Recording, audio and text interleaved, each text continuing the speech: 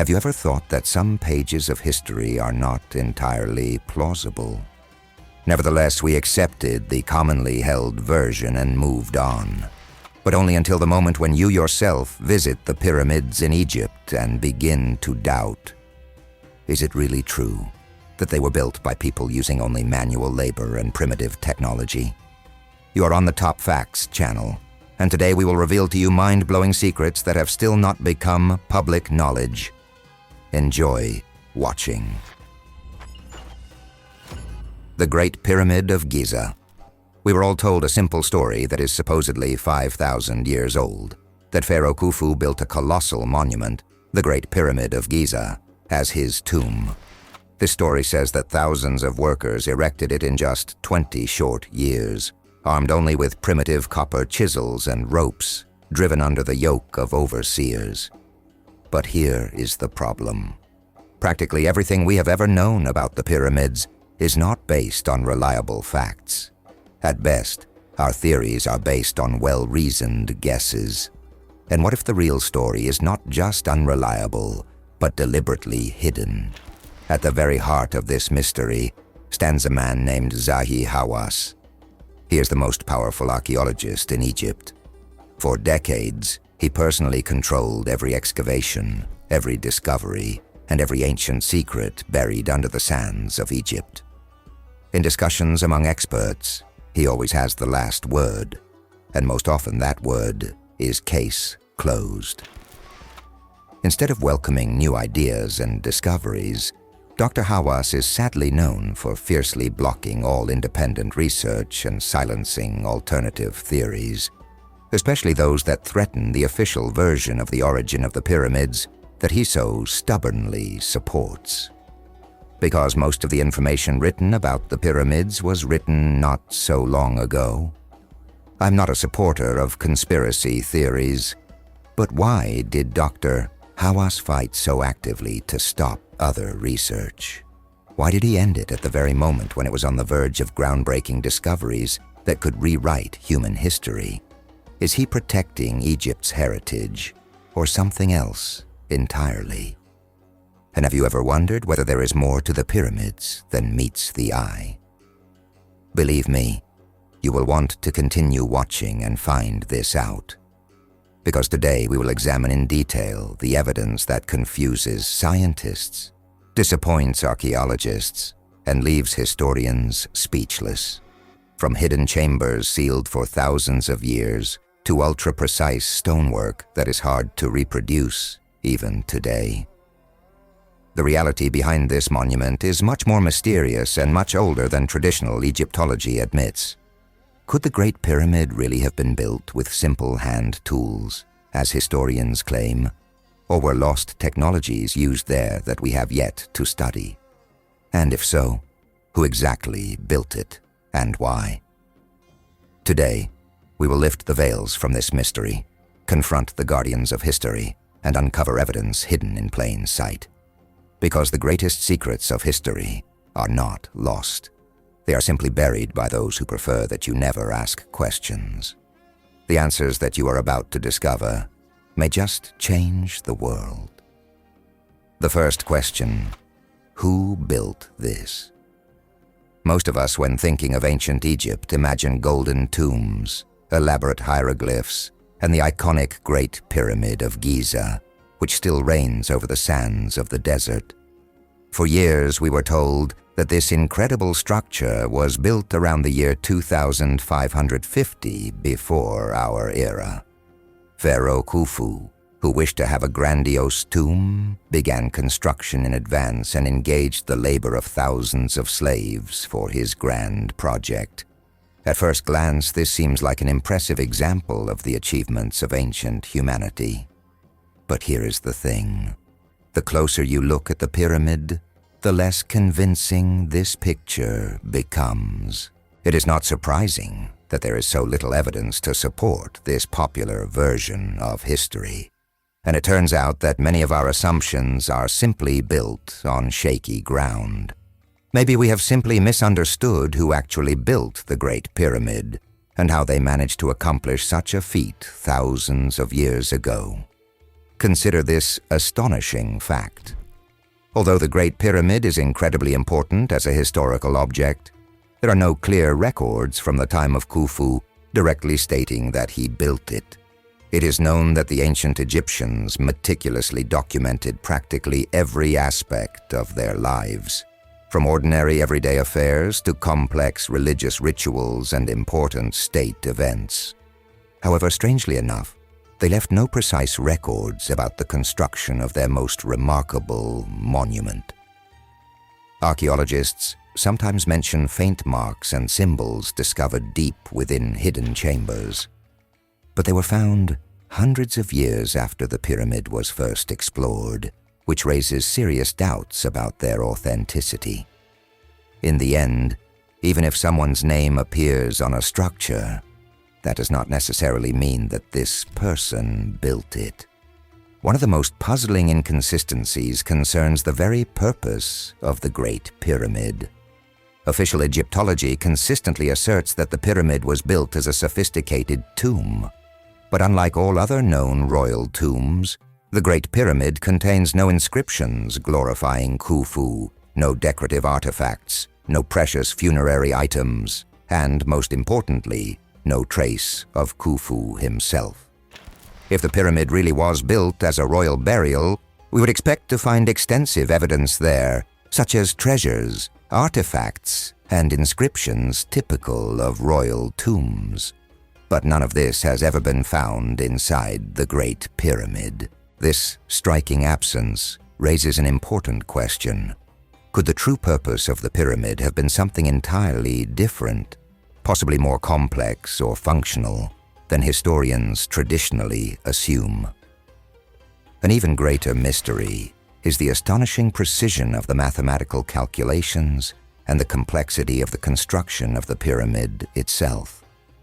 Modern architects and engineers are still amazed that the Great Pyramid is oriented to the north with an accuracy of fractions of a degree. Inside the pyramid are huge granite blocks weighing up to 80 tons each. They testify to the use of advanced methods of finishing and drilling that seem to far exceed the ancient Egyptian achievements of that era. How do historians allow for the idea that the Egyptians could achieve such a level with simple copper tools? Engineer Christopher Dunn studied the granite stones closely, noting perfectly circular drill marks and remarkably precise cuts that are extremely difficult, if not entirely impossible, to obtain using primitive methods. Recent attempts by modern researchers to reproduce these cuts with copper chisels have completely failed. Their tools quickly became unusable, and even after several days of continuous effort, progress was minimal. This raises a second important question. If even modern technologies cannot cope with these tasks, how did the ancient Egyptians achieve such engineering and technological precision thousands of years ago?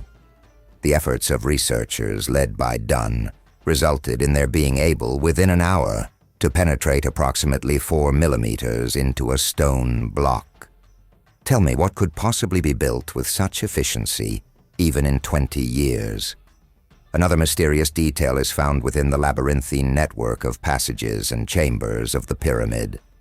To build such complex internal structures, workers would have needed reliable sources of light to see clearly and navigate safely. Traditionally, historians assume that torches or oil lamps provided illumination. Yet it is astonishing that surveys of these chambers and tunnels show no traces of soot, smoke, or scorching anywhere on the ceilings or walls. This would be inevitable when using traditional lighting methods. The surprising absence of traces challenges the commonly accepted hypothesis and raises new, exciting questions. Could the builders of the pyramids have had access to some kind of advanced lighting technology? Or does this hint at a completely different construction method? The original builders of the pyramid may have possessed knowledge or technologies far more advanced than those attributed to them by leading historians.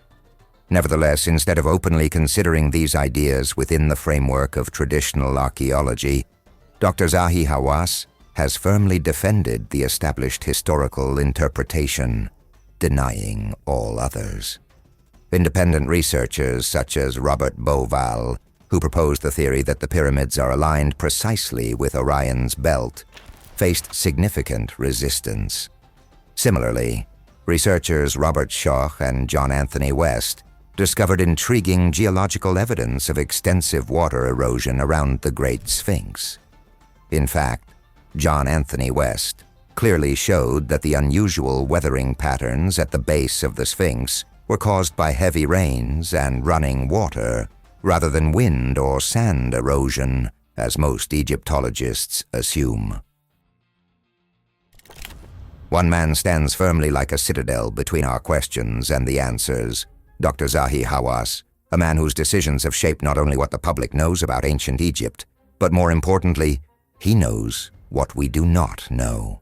For decades, Hawass dominated Egyptian archaeology as an uncompromising guardian of Egypt's ancient heritage. He held such influential positions as Secretary General of the Supreme Council of Antiquities of Egypt and Minister of Antiquities. These positions gave him unprecedented control over granting permits or prohibiting excavations and any research. And ultimately, he decides which discoveries will ever see the light and which will be kept quiet. But behind his passionate protection of Egyptian culture lies a much darker reality, a rigid, secretive system that constantly blocks anyone who tries to challenge established historical dogmas. Officials and supporters of Hawass claim that he is simply protecting Egypt's priceless treasures from speculative or irresponsible theories. But could this strict regulation be intentionally hiding mined truths? It is controversial that one person can determine access to information that concerns the history of all humanity. Dr. Hawass has effectively positioned himself as the chief keeper of Egyptian history, possibly suppressing discoveries capable of rewriting our entire understanding of the ancient world. On the one hand, he passionately promoted Egyptian culture, sharply elevating the global image of Egypt's power. But this influence may have another side of the coin. Let me know what you think about this in the comments below. While it remains unclear what lies behind the secret stone walls, let us consider some alternative theories that traditional archaeology seems reluctant to discuss. Independent researchers have discovered compelling evidence that challenges the official story we have always been told. Observations of the soil around the Sphinx revealed that the surrounding depressions exhibit a different type of erosion. The rounded, wavy profile is usually caused by rainwater from torrential downpours. Here is the riddle. When was there water in the desert? When did enough precipitation fall in the Sahara Desert to cause such a level of water erosion? The answer is astonishing. The last time this could have happened was 12,000 years ago, at the very end of the Ice Age. This captivating timeline hints that the Sphinx may have been built by a much more ancient civilization that lived long before ancient Egypt existed in the form we know it. John Anthony West developed his theory. Long before Egypt became a desert, the Giza Plateau was a fertile savanna. On its very edge stood a large outcrop of rock. An unknown group of sculptors took advantage of its prominent position and carved a giant face from the rock. Perhaps it was the face of a god or a lion. Maybe the Egyptians simply altered or reworked something that was already standing. An ancient relic of a forgotten era lost its name and purpose. Time passed. A change in weather conditions brought torrential rains to the area, marking the end of the Ice Age. The rains sculpted the lion almost into the form we see today. When the rains stopped, the once fertile savanna turned into the Sahara Desert. Wind-blown sands buried the statue up to its neck for thousands of years, hiding its body and the obvious traces of water's impact. It may have been subsequently reworked. This means that the pharaohs of the 4th dynasty, who built the pyramids around 2,500 years before our era, discovered the Sphinx and modified the face at their discretion. Pharaoh Khafre, who ruled at that time, did not build the Sphinx. He only restored it. And although this explanation is supported by science and is currently the most convincing theory, Egyptologists still reject or ignore it. Surprisingly, they have not provided enough other compelling explanations, leaving the mystery of the true age of the Sphinx unresolved. West's hypothesis raised many questions. In the debates, geologists took his side, and Egyptologists offered few counter-arguments to his conclusions. West's theory is truly a scientist's worst nightmare. Imagine that someone entirely new appears with a carefully thought-out, well-presented, coherently described hypothesis, full of data that cannot be refuted. And this knocks the ground out from under your authoritative feet. So the experts simply ignore such active upstarts, hoping that time will pass and they will be forgotten. But they come again and ask inconvenient questions. So, why do studies of these alternative possibilities meet resistance? Is this hesitation in studying Egypt's heritage? Or perhaps is it about protecting professional reputation, academic traditions, or even national pride? If there is nothing extraordinary under the sands of Egypt, then why such strict secrecy and unwillingness to explore? Is it possible that inside the pyramid there is a forgotten advanced technology that could radically change our understanding of ancient civilizations, challenging everything we know about humanity's past? As we delve into this mystery, the answers we uncover may prove far more surprising and significant than we ever imagined. The mystery of who actually built the Great Pyramid becomes even more intriguing when we go inside, because what lies beneath the surface is much stranger than one might expect. Usually we are told about only a few rooms: the king's chamber, the queen's chamber, and some connecting passages. But recent discoveries have revealed something astounding. The pyramid may contain far more than historians ever supposed. Back in the early 1990s, a German engineer named Rudolf Gantenbrink made headlines. He was exploring the narrow tunnels inside the shaft of the Queen's chamber, which experts believed were purely symbolic and led nowhere. Using a small robot with a camera, he was able to examine these narrow spaces and discovered something unusual. A mysterious limestone door at the end of the tunnel contained 2 copper contacts embedded in the panel. The discovery instantly spread around the world. Metal wires like these had never been seen anywhere inside the pyramids before. They hinted that this door protected something important. But just as Rudolf and his team were ready to learn what lay behind it, the Egyptian authorities suddenly banned the research without clear explanation. After almost 10 years of waiting, in the year 2002, a new team sponsored by National Geographic arrived there. They drilled a tiny hole in the mysterious door and discovered another sealed limestone slab behind it. Incredibly, that second door remains unexamined to this day. Despite repeated requests from researchers around the world, further work is still prohibited by the Egyptian authorities. This persistent resistance naturally raises the question of what lies behind this constant caution. Are officials truly concerned with preserving ancient treasures, or is there something else they prefer to keep secret? In the year 2017, the intrigue deepened even more. A group of international scientists used advanced technology, muon radiography. Essentially, the method is analogous to X-rays, only here to obtain images of the internal structure of objects. Scanning is performed using cosmic rays. The results were stunning. They discovered a hidden void located right above the Grand Gallery, a huge, previously unknown chamber large enough to rival all the known rooms inside the pyramid. However, there is no visible entrance to it, and no one has the slightest idea what its purpose might be. Scientists immediately called the find one of the most significant archaeological discoveries in decades.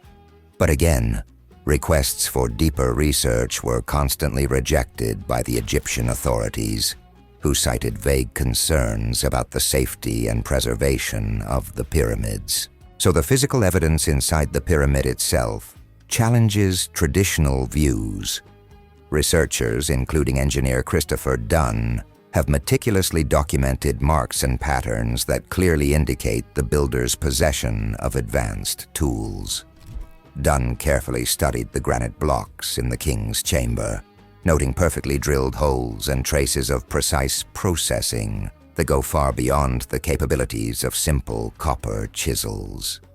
Granite is one of the hardest stones on Earth. Basic ancient tools, when interacting with it, would quickly wear out or break completely. So how did the ancient Egyptians achieve this level thousands of years ago? Earlier, we mentioned the fascinating findings of Dr. Robert Schoch concerning the Sphinx. The suggestions of its earlier origin are potentially connected with a forgotten, more ancient civilization. Building on this possibility, Robert Bauval proposes a remarkable theory of correlation between the pyramid and Orion. He noticed something unusual in the very layout of the pyramids. The three main pyramids of Giza perfectly reflect the stars of Orion's belt, but not as they appeared during the reign of Pharaoh Khufu. Their locations correspond exactly to the arrangement of the constellation around the period of about 10,500 years before our era, thousands of years earlier than is accepted in traditional history. This is unlikely to be a mere coincidence. Orion had deep significance in ancient Egyptian culture, symbolizing the god Osiris, ruler of the afterlife, rebirth, and the eternal cycle of life and death. If Bauval's theory is correct, it may mean that the builders of the pyramids possessed deep understanding of astronomy and intentionally encoded their monuments according to knowledge of the celestial bodies. Going further, some researchers suggest that the impressive monuments of Egypt may actually be connected with a much more ancient lost civilization that possessed advanced technologies and skills far surpassing everything that historians currently recognize for the ancient Egyptians. In addition to Dunn's research and the fair remarks regarding the efficiency of ancient tools and the mismatch of the traces on granite, another factor excites the mind. How did the Egyptians transport the huge granite blocks to the construction site of the pyramid? Let me remind you that some of these massive stones weigh up to 80 tons each, and their source of extraction was located at a distance of more than 500 meters from the Giza Plateau. Historians have not provided a convincing explanation of how ancient people could move blocks over such enormous distances, especially without the help of wheels or advanced machinery. Even today, transporting stones of such size and weight would present extraordinary logistical challenges requiring heavy equipment, special vehicles, and extensive planning. This significant gap in the traditional narrative raises an obvious question. How exactly could the ancient builders have achieved what is still incredibly difficult for modern engineers? Graham Hancock, a British writer and journalist, developed the theory of an advanced civilization that was lost due to a devastating global catastrophe or gradual decline. The monumental site of Göbekli Tepe in Turkey, known as the oldest temple in the world, fits quite well as evidence for the existence of a disappeared civilization. The impressive complex, whose age is about 12,000 years, is quite suitable as proof. Hancock suggests that the complex knowledge possessed by these ancient people was not completely lost. Rather, surviving fragments somehow reached the early Egyptians. Researchers John Anthony West and Dr. Robert Schoch share this view, suggesting that the Egyptians did not develop their incredible architectural, astronomical, and mathematical abilities spontaneously and not overnight. Instead, they proposed that these advanced abilities were inherited from a much older civilization. This explains why ancient Egyptian culture seemingly arises suddenly, fully formed and developed, rather than gradually evolving from something more primitive over time. Although mainstream Egyptology usually rejects these theories as implausible or even impossible, more and more evidence is being found, and it is becoming increasingly difficult to ignore. Take, for example, the mysterious Temple of Oiri, also known as the Osirian, in Abydos. Built from massive granite blocks, this site demonstrates the highest precision and craftsmanship comparable to what we have seen inside the Great Pyramid. These skills were presumably unavailable to the early Egyptians. Similarly, the massive granite boxes in the Serapeum of Saqqara are polished so smoothly that only the most modern grinding machines can achieve such a finish today. What can be said about the tools of the Bronze Age?